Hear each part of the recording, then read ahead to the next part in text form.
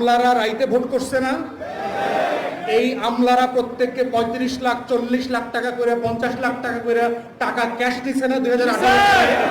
এই পুলিশ, এই আমলা, এই সেনা কর্মকর্তারা বাটপারি করে হাজার হাজার কোটি টাকা মালয়েশিয়া টরেন্টোতে পাচার করে নাই? তাহলে যে আমলারা বাটপার, যে আমলারা গত 16 বছর আওয়ামী লীগের দালালি করছে, সেই দালালদেরকে দিয়ে আপনি নির্বাচিত প্রতিনিধিদেরকে রিপ্লেস করলেন। এইটা কোনো রিপ্লেসমেন্ট প্ল্যান হইতে পারে অন্তর্বর্তীকালীন সরকারের? এইটা কি গণ অভ্যুত্থানের স্পিরিট হইতে পারে? হইতে পারে না।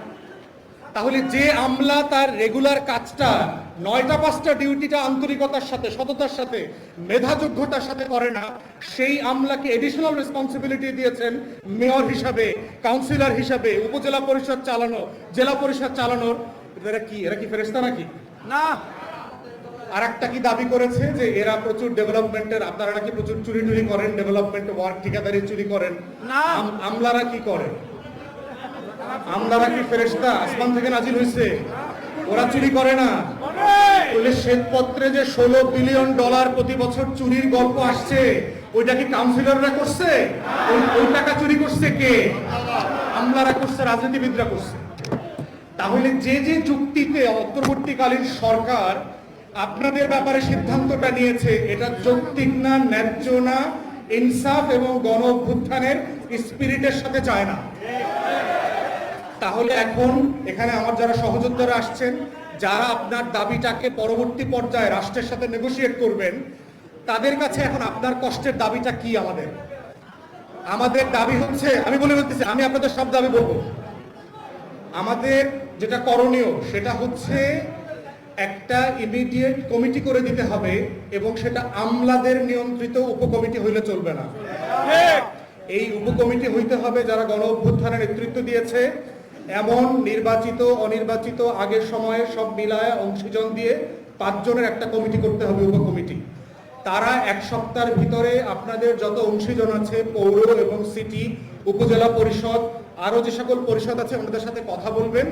কথা বলে ওনারা একটা তালিকা করতে হবে যে আপনাদের ভিতরে কারা কারা আওয়ামী লীগ, জাতীয় পার্টি, 14 দলের বাটপারির সাথে জড়িত ছিলেন না,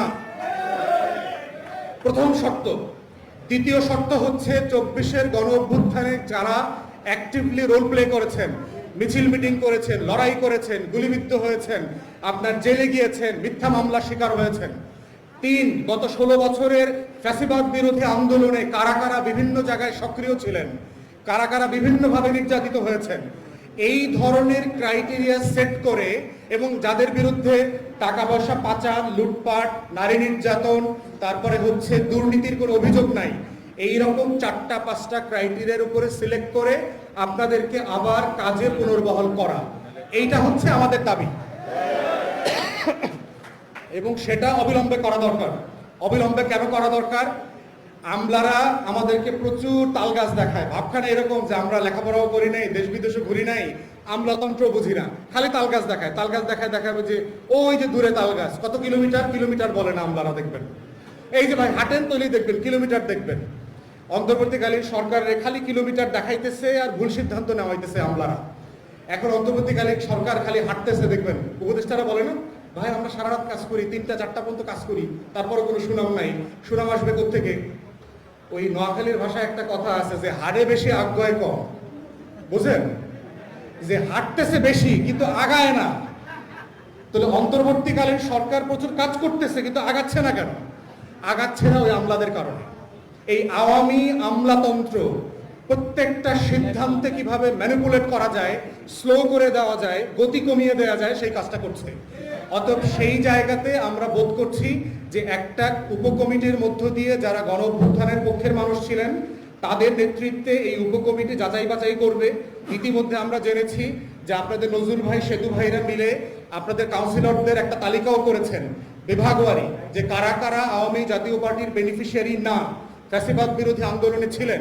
এই তালিকাটা আমি ওনাদেরকে অনুরোধ করব, সার্জিস, হাসনাত, নাসির পাটোয়ারি এদের সাথে বসে এই তালিকাটা শেয়ার করা, যাতে উপকমিটির কাজটা করা সহজ হয়ে যায়, এবং কারা কারা আপনারা নির্যাতিত হয়েছেন। এর বাইরে আমি আমার সহযোদ্ধাদেরকে অনুরোধ করব, এই কাউন্সিলরদের কিছু মারাত্মক সীমাবদ্ধতা আছে কাজ করার। তার ভিতরে একটা হচ্ছে ওনাদের কোনো ভালো স্যালারি নাই, বেতন নাই। আমরা শুধুমাত্র পত্রিকায় দেখি যে আমাদের লোকাল কাউন্সিলররা ঠিকাদারি করে, দুর্নীতি করে, এইটা করে সেটা করে। করে কেন?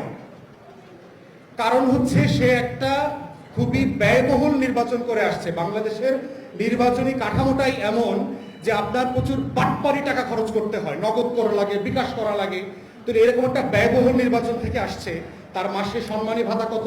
9,000 টাকা, 10,000 টাকা, 11,000 টাকা। এই যে শীতকাল আসছে, বিয়ে বাড়ি, জন্মদিবস, ওয়াজ মাহফিল, কাউন্সিলরদেরকে প্রত্যেক জায়গায় যাইতে হবে। 2,000 টাকা, 5,000 টাকা, 10,000 টাকা বাপের টাকা দিবে? সেবা করতেছে রাষ্ট্রের পক্ষ থেকে, টাকা পাবে কোথায় সে? আবার সে ঠিকাদারি করলেও তার দোষ। আপনি তারে বাইন্ধা রাইখে সাঁতার কাটতে বলতেছেন, সেই রাষ্ট্রের সেবা সে কিভাবে করবে? তাহলে আমরা অনুরোধ করবো আমাদের সহযোদ্ধাদেরকে যে অন্তর্বর্তীকালীন সরকারকে ওনাদের একটা সম্মানী ভাতা ন্যায্যতার ভিত্তিতে ঠিক করতে হবে।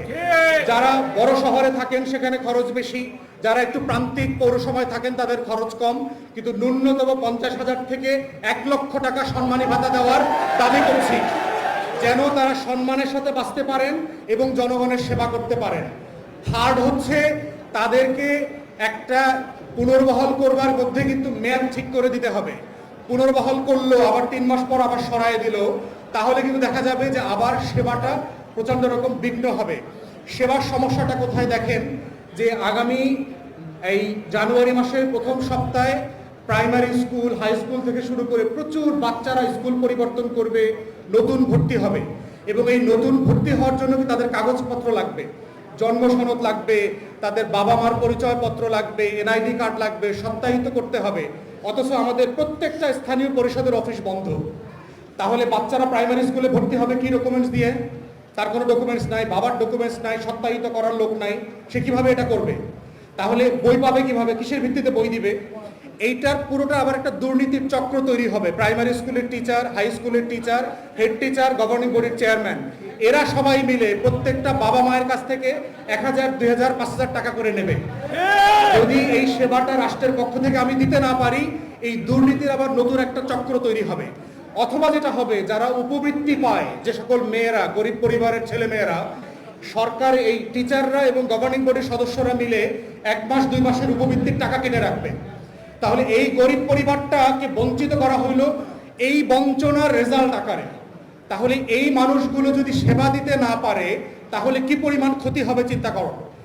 থার্ড আর একটা সংকট কি দেখেন, আমাদের কাউন্সিলররা না থাকার কারণে, স্থানীয় পরিষদ না থাকার কারণে আমাদের যে লোকাল ডেভেলপমেন্ট ওয়ার্ক আছে, বাংলাদেশে মিনিস্ট্রি ওয়াইজ সবচেয়ে বড় মন্ত্রণালয় হচ্ছে লোকাল গভর্নমেন্ট, এলজি যেটা।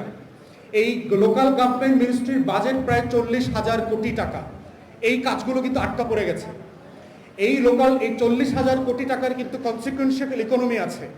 যে এলাকায় 50টা রাজমিস্ত্রি কাজ করে সে এলাকায় কিন্তু 2টা দোকান তৈরি হয়, 3টা বাড়িতে বাসা ভাড়া তৈরি হয়।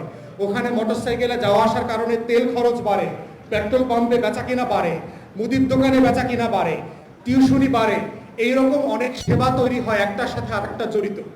এই কাজগুলো বন্ধ থাকার কারণে যেটা হচ্ছে, এই বছরের অর্থনীতি কিন্তু প্রচন্ড রকম সংকটের মুখে পড়বে, জিডিপির গ্রোথ কমে যাবে।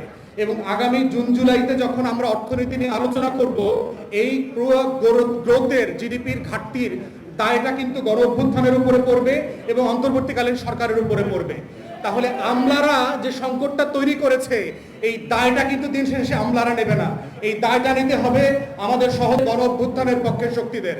তাই আমি বিনীতভাবে অনুরোধ করছি আমার সহযোদ্ধাদেরকে এই লড়াইটা, এই গরিব মানুষ, প্রান্তিক মানুষের হয়ে যারা প্রতিদিন রাত 12টা, 1টা, 2টা পর্যন্ত গ্রামে গঞ্জে পৌরসভায় হেঁটে হেঁটে সেবা দেন, গরু হারায় গেলেও তার বাড়িতে যায়, যে আমার গরুটা মাঠ থেকে আমার বাড়িতে আসে নাই, সেটা কাউন্সিলরের বাড়িতে গিয়ে হাজির হয়, কাউন্সিলররা হেরিকেন নিয়ে এসে গরু খুঁজে দেয়।